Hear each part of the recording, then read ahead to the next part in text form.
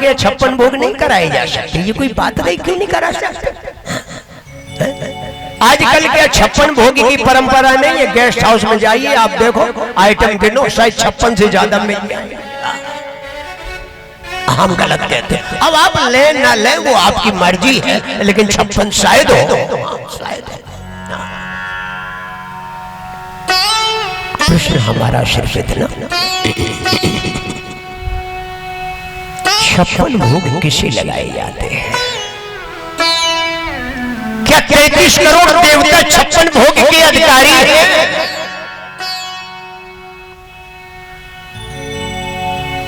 या कोई एक ही ऐसा देवता है जिस देवता के लिए 56 भोग की परंपरा चली? आखिर कौन वो देवता है?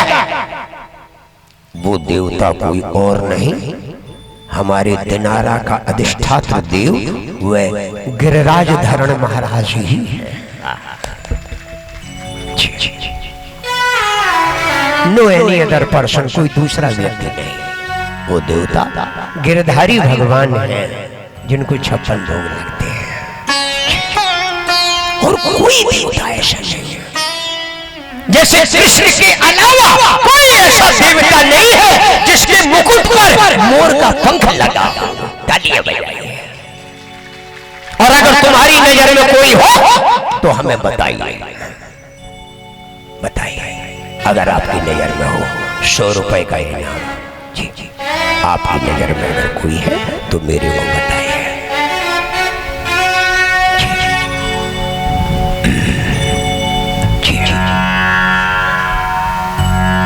प्रश्न ये उठता है भगत जी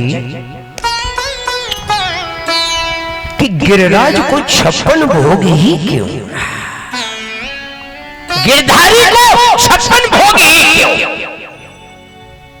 अगर 45 रह जाए तो क्या वो थाली खिसका देंगे? नहीं नहीं, कम है भाई, ले जाओ, बात नहीं बनेगी, 56 नहीं ले आओ। अगर 84 हो जाए तो क्या वो थाली को धक्का लगा देंगे? नहीं भाई, बैलेंस डाइट दीजिए, ज्यादा नहीं, ओवर नहीं, बदहजमी हो जाएगी, 56 नहीं रखो फिक्स। आखिर क्यों 56 ही क्यों? गिरिराज को 56 भोग, it is correct, universal truth. लेकिन सवाल ये, गिरिराज को 56 भोग ही क्यों? अब तक इतनी कथाएं हुई, बहुत कथावाचक यहाँ आए,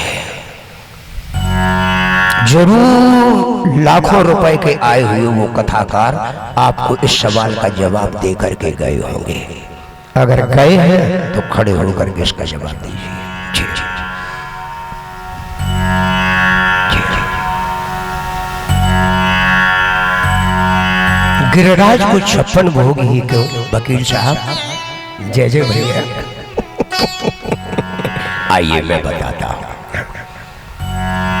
हमारे दिनारा को अंधेरे में रहने की अब जरूरत नहीं है, उसे रोशनी चाहिए।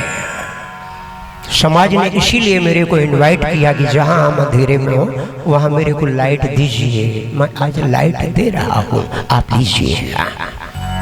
और मैं श्रोताओं को एक बात और याद दिलाता चलूं, इस व्यास गद्दी से जो भी बात कही जाएगी, इस वाणी से, वो अलग टप्पू बात नहीं होगी, उसका कहीं ना कहीं प्रमाण जरूर होगा। बिना प्रमाण की गद्दी से नहीं बोला जाएगा।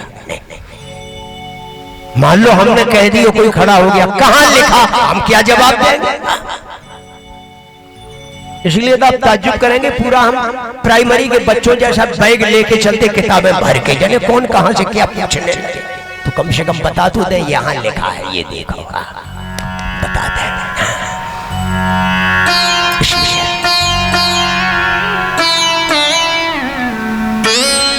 एक दिन और रात में घंटे कितने होते हैं? बोलो, अब इतनी तो जानते ही हो, कम से कम बुंदेली भाषा में थोड़ा सा बोलना पड़ेगा। इतनी तो जानते होगे कि नहीं जानते? 24 घंटे, एक दिन में 4 प्रहर होते हैं और एक रात में 4 प्रहर होते हैं, तो 4 दूनी 8, इतनी बात तो समझ में आ गई होगी। गिरधारी भगवान ने उस गोवर्धन को अपने हाथ में उल्टे हाथ की सबसे छोटी वाली अंगुली पर जितने दिन के लिए उठाया, उन दिनों की संख्या कितनी थी? 7। और जिस गिरधारी ने उठाया उस गिरधारी की उम्र भी उस समय थी 7 वर्ष। और जिस पर्वत को उठाया उस पर्वत की परिक्रमा भी थी 7 कोस। तालियां बजाइए। 7 अंक की विशेषता जी। 7 कोस की परिक्रमा वाले पर्वत को 7 वर्ष की उम्र वाले कन्हैया ने अपने उल्टे हाथ की सबसे छोटी वाली अंगुली पर 7 दिन और 7 रात तक उठाई रखा। तालियां बजाइए। तो एक दिन और एक रात में कितने प्रहर हो गए? 8। और 7 दिन और 7 रात में कितने हो गए? 7 8। हर प्रहर में गिरिराज का एक नया भोग लगा, इसलिए गिरिराज को 56 भोग लगाए जाते हैं।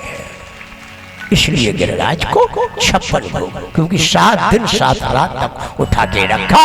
हर प्रहर में गिरधारी को एक नया भोग दिया गया। लाला प्रसाद ले लो, काफी टाइम हो गया है, भोग लगा लो। ये दही बड़ा ले लो लाला, ये मठरी ले लो लाला, ये समोसा खा लो लाला, ये कचौड़ी ले लो लाला, ये रसगुल्ला ले लो लाला, ये पापड़ी खा लो लाला। 56 भोग इसलिए लगाए जी।